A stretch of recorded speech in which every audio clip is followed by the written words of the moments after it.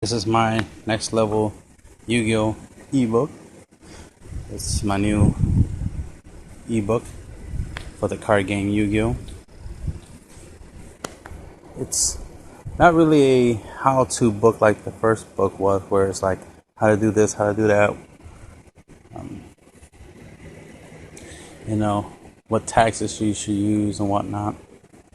There is a lot of insight in this book. It's more of an insight. It's more of like, all right, this is the way you should view the game. This is how you should play the game, for the best optimal outcome. You want to have a mindset to win. There's different parts in the book. One is how to always win, and there's two parts to that actually. How to always win, and then how to always win part 2. Because of course I had a lot to say about that, like how to always win. There's people who want to always win, but you have to have the mindset for on winning. How are you going to always win if you don't always have the mindset for it? There's times where I see somebody who should have won a duel, but because they were acting all like, it doesn't matter, I'm bored, I got nothing better to do, and because of that, they ended up losing when they could have won. And then they complain later that, that they lost, or they lost one duel, which made sense. Their opponent was playing real good, but then the next duel, they acted like they didn't want to duel, but it was their idea to duel. So they're dueling, and then they're complaining they're not drawing consistent hands, and so forth and so forth. So they are self-defeating themselves. They're putting themselves in a mindset of like, I'm going to lose, I'm losing, it doesn't matter. Why me? It's more of like, hey, why is me? Type of mindset. Like, why is bad things happening to me? Why am I not winning? This and that. And it's like, but it's because you are putting yourself in that mindset. You're not focusing on the duel. You're not paying attention. You're activating cards at the wrong time. Of course you're going to lose because you're not even playing the game. You're too busy thinking about the end result. The fact that you're not winning. The fact that you lost the first duel and you're dwelling on it. That's the thing. You're thinking about the fact that you lost so much. You're thinking about losing that you end up losing. That's what happens. You think Michael Jordan thinks about losing when he plays basketball? No, he's thinking about winning. He's thinking about what he can do to help out his team win. That's why he practices. That's why practice makes perfect. Right? That's why we play test. That's why we balance our decks with ratios and upgrade our decks and change certain aspects of our decks to improve because we want to win. You don't change the deck because you want to lose. That makes no sense. You don't change the deck because you're just bored, so you change the deck, but without even thinking, oh, let me change it so I can win. No one thinks, oh, let me change it so I can lose. That don't make no sense. Then there's no point in playing the game. Might as well do something else if you're bored.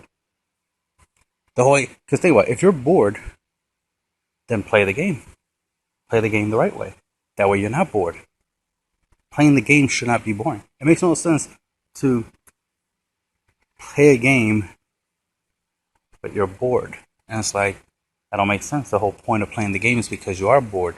Because you have nothing else to entertain yourself with. You have nothing else to do. It's not like you gotta go to work or you got some chore to do. You know what I mean? You're bored. There's nothing entertaining you. There's nothing stimulating your mind. So you play a game in order to stimulate your mind, in order to give you something to do. So play the game if you're bored. It makes no sense to play a game and be like, oh, I'm bored. Like, what? You can't be bored. You're playing the game. If you play the game properly, of course you wouldn't be bored. So if you're bored, that's your fault. You're making the scenario boring. You're making the game boring by being boring. Instead of actually trying to play the game, since you're not playing the game, of course it's going to be boring because you're not even playing it. You're not even trying to be there. So anyway, there's other aspects to the book. Predicting cards. There's philosophy, methods in here. I share my experience and my master level tactics for playing the game. Now, of course, master level, pro level, these are debatable. People can argue like, no, you're not a pro, you're not a master, You know, it's like to each their own. You know what I mean? Haters are gonna hate, right? But in all reality, it's like information is information. And if I spend a lot of time working on something, you know, practicing, improving, understanding, at some point you're gonna become a master of some sort, or at least an expert. To me, master is not that different from an expert. It's just a master is more obsessed. It's like an expert that's obsessed, basically. It's somebody who wanted to know everything they could know about something, so they overdid it, and now they are a master of something. Because that thing they mastered became part of their life, so therefore they became a master. Same thing as a pro or professional player, right? It's something that becomes part of their life. So being a professional Yu-Gi-Oh player, that means Yu-Gi-Oh is part of your life. And Yu-Gi-Oh's been part of my life for a long, long time. Since 2002. So all my knowledge and experience that I've gained over the years of playing the game, of winning the game, you do lose. You do learn from losing, of course, but you also learn from winning. But you learn more from losing. Interesting enough. See, that's what experience teaches you. You do learn more from losing, because a lot of the reasons you win is because somebody else did something wrong, and that cost them to do. They didn't draw good. You know, I mean, this game is a random numbered game, right? You shuffle your deck, and it's supposed to be, you know, whatever you draw is supposed to be random, and you play however way you can. You're trying to reduce the randomness of the cards you draw and the cards you play by how you play, by playing search cards, playing draw cards. You know, you're trying to decrease luck. You're trying to decrease randomness. You're trying to increase consistency, because consistency is the opposite of random, right? So that's the whole point. You don't want a random hand. You want a consistent hand. You want what you want, not what you don't want, right? So you gotta get good at the game. You gotta master it, right? It's not enough just to go online, see a deck profile video online, and just be like, all right, let me copy that deck card for card, and there we go. And that's it. Now I'm a master at the game. Now I'm the king of games. I'm the best player ever to exist. Like, no. There's a lot that it takes to become a really good player. And interesting enough, it's not just winning tournaments, because that's just one aspect. That's one achievement you can have. You know, that's one of the many things you can do in this game to be good at the game, right? You go to tournaments, you win, you know, a lot of your duels at tournaments, so you get a pretty high ranking, which is good.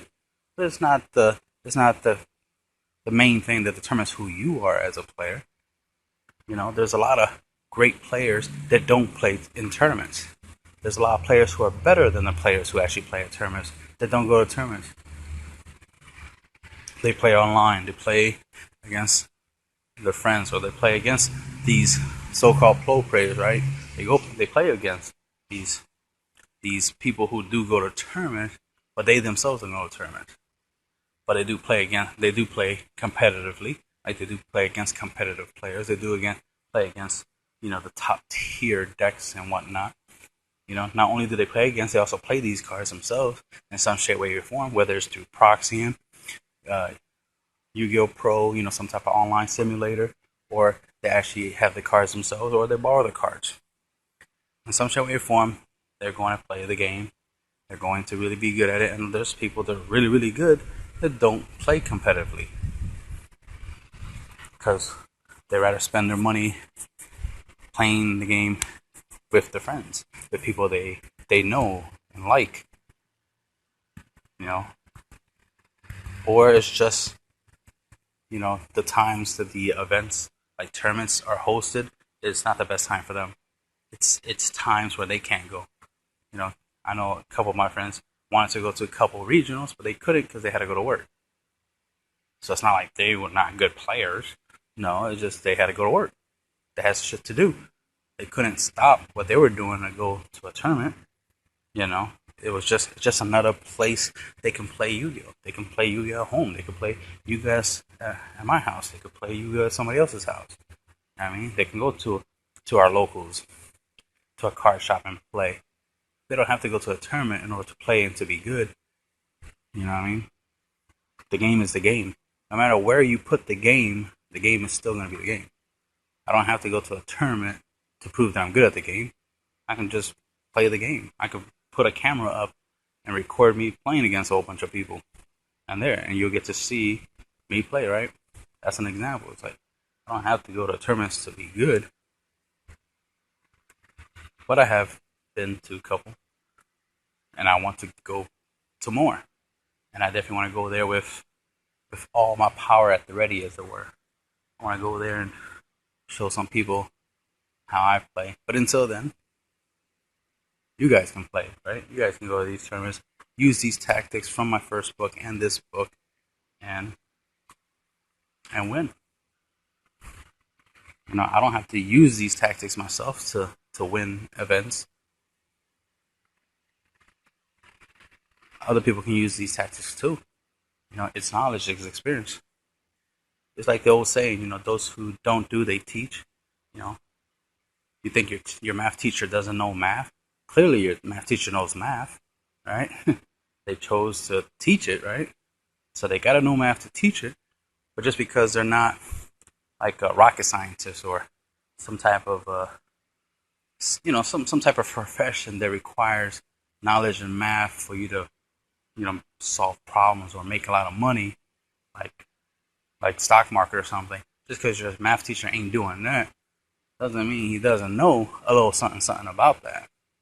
He could have a lot of experience in the stock market. He could have a lot of experience in in some form of advanced math, like quantum physics,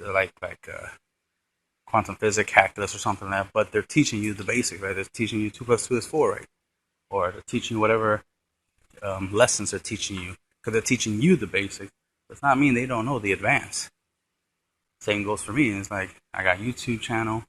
I got 2 eBooks to share my knowledge, my experience from the years of playing. Whether you think I'm a good player or not, what I have to say is still valid. You know what I mean? Because assuming I'm good or assuming I'm bad, that's a personal opinion. You know what I mean? Facts are facts. Until you have proof that I'm good or proof that I'm bad, everything's just going to be assumption. It's just going to be an opinion, and opinions aren't facts. They're just a point of view. They're just what you think is true or should be true, but isn't. I could think that the sky, should be yellow, but doesn't mean it is yellow. Doesn't mean it's going to be yellow just because I want it to be yellow or because I think it will look better if it was yellow instead of blue. Like, no. An opinion is an opinion. My opinion is my opinion. It's what I think or what I believe. But does not mean everyone else has to think or believe the same. But when it comes to facts, when it comes to experience, it can be tested. It can be proven. That's the thing about facts and experience, right?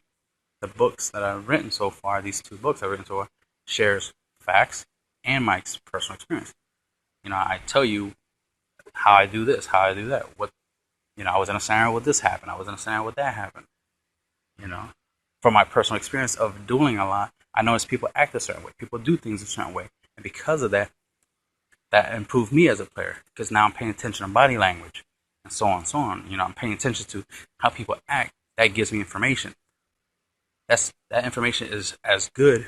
It's almost like having psychic abilities. It's like, oh, I know this person has mirror force. Or I know this person doesn't have a monster yet. And he's only drawing spells and traps because of the way he's acting, the way he's behaving.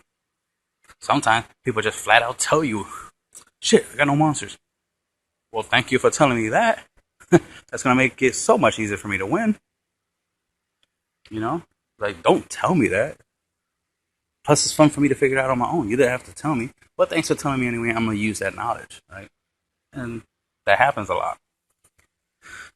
Sometimes people say things they shouldn't say. And that gives you information that typically you're not supposed to have, but now you have it. Now you can use it to your advantage. So again, this book is about experience. My experience in the game. Now, granted, I do pay attention to other players, how other people play the game and whatnot. And I learn from their experience as well, you know what I mean? Learn from other people's mistakes as it goes. So I learn from seeing other people making mistakes, so I don't make the same mistakes. That way, I don't have to learn it the hard way. I don't have to make the mistake myself 2, 3, 4, 5 times before I get it like into my head. Like, oh, why do I keep making a mistake? Obviously, I pay attention. I'm a pretty quick learner, so I try to make less mistakes. I try not to make the same mistake twice at least. You know what I mean? It makes no sense to do something wrong more than once, especially if you just realize it was wrong. Once you realize it's wrong, like, oh, okay, that was the wrong decision to make. All right, you should not make it again. You're supposed to learn. That's part of being human anyway. You're supposed to learn from your mistakes. But it's helpful and it's beneficial to pay attention to what everybody else does and learn from their mistakes. But don't assume that everything everybody else does is 100% correct, right? Assume that everything you see out there is half true. It's half correct, right?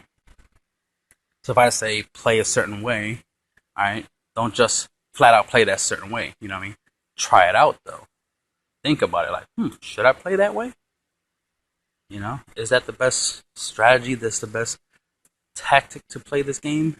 Should I play that way? Or should I play differently? Or should I play a variant of that? That's the thing. Variance of experience is something you should do. If I make a deck profile on how to do an OTK with some combinations of cards, definitely give it a try. It worked for me. It's the only reason I'm sharing it. I'm sharing with you my results. I'm not the end all be all of everything. My deck profile of how to OTK, my OTK deck profile of something, like let's say OTK Quasar. I come up with a 3-card combo to OTK with, to summon Quasar and OTK. It's like, all right, it's a concept I had. I tested it out. I balanced out the deck as best as possible from dueling a lot. I try to do at least 10 or more times to try to, balance the deck out and keep the deck consistent. And if I win pretty much most of the time using Quasar, specifically using Quasar, because a win is a win. If I duel 10 times and win 10 times, man, that's cool and all, but if only 2 times was with Quasar, the deck is not as consistent as it should have been. So, of course, I have to tweak the deck and make it more consistent. Because a win is a win, you know what I mean, right? But if you created a OTK deck, you're supposed to win because of the OTK. Not win because your opponent was terrible, or win because they drew bad, or win because, you played other tactics. You played a different way. You synchro for one monster, and then you just kept attacking with that one monster and using your spells and traps to defend that one monster and kept attacking your opponent until he lost. It's like, well, that's just basic Yu-Gi-Oh tactics. That's just basic Yu-Gi-Oh. You know what I mean? But if the whole goal was to make Quasar a win, and that was supposed to be a win condition, the fact you're winning other ways is like, not doing what I'm supposed to be doing, which is winning by the win condition. It's like making an Exodia deck, yet you keep winning by attacking with like a Sangen or something, or you summon Torga, bring out Sangen, right? Overlay, create Acid Golem or some type of rank 2 monster, and just keep attacking with that rank 2 monster. I mean rank 3 monster. It's like, yeah, it's not really an Exodia deck. I could have built any deck that creates that rank 3 and win with it. I'm better off focusing on making a rank 3 deck that specifically summons that monster if I win with it a lot. It's like if you make a Heretic deck or some type of light and dark spellcaster deck or something, right? But the way you typically wins with Blackluster Soldier Envoy at the beginning, then it's like you're better off just making any light and dark deck that summons Blackluster Soldier specifically, and just have that as your win condition. If you win with him a lot, he might as well be the name of the deck. He should be what you be playing. Don't say you're playing Chaos Zombie Kaiju or some weird, variant or hybrid, and the main way you win is by summoning Blackluster Soldiers. Like then you don't need all that extra stuff. You definitely don't need the Kaijus. They were no help. They're good cards nonetheless, but I'm saying they were no help in that strategy. If you keep winning with Blackluster Soldier by removing Light and Dark, you're better off just playing, Ghost Ogres, Veilers, Burning Abyss or something. Like, you're better off playing some type of light or dark, attribute decks that have some really good abilities. Cosmos, for example. You can play Cosmos and then throw BLS in there, and it'd be Blackluster Soldier Cosmos or something, because they have some light and darks in there, you know. And you could do some stuff to try to get light and darks in the graveyard, and then sell on BLS. However way you want. I'm just saying it's like you have to focus on the win condition. If you don't focus on the win condition, then it was pointless to even have the deck. If you can win without the main win condition of your deck consistently, then you're better off just creating a generic deck that you can win consistently with just a generic strategy. You didn't need the Quasar combo. That's just actually a waste of space. It's still a good combo, if you pull it off. That's the whole point. Once you get the cards necessary to pull off the 2-card or 3-card Quasar OTK, that's cool. That's a nice little trick, little gimmick, but if you don't do it 99% of the time, it's not necessary. It's a win more strategy than the winning strategy, right? Because it's just some other way you can win, but you never really needed it. So then it defeats the purpose of spending time and money getting those cards to try to win with Quasar when you never needed to Quasar to win, because Quasar is not your win condition. But always make sure whatever is your win condition, that's your main focus. That's your win condition. If your win condition is True Draco Masterpiece, then you need to make sure you can always summon it and you can always win with it. It needs to always be the reason you win. If not, then it doesn't even matter doesn't matter. You didn't need Masterpiece. You didn't need to spend the money you spent on Masterpiece if you could win without it. I definitely try to look to see if I can win without some expensive strategy or some particular card. Sometimes I try certain cards, like, let me try Dark Arm Dragon in this Dark Attribute deck. You know what? I really don't need it. It doesn't work too well. One, I don't draw it as consistent as much. I don't really need its effect. Everything else in the deck works just fine. My own experience coupled with the effects in my deck, and the fact that I have the experience to use these effects in my decks properly and skillfully, I don't need the Dark Arm. It's just some fluff. It's just icing on the cake. So there's no need for Dark Arm, right? In a scenario like that, it's just taking up space.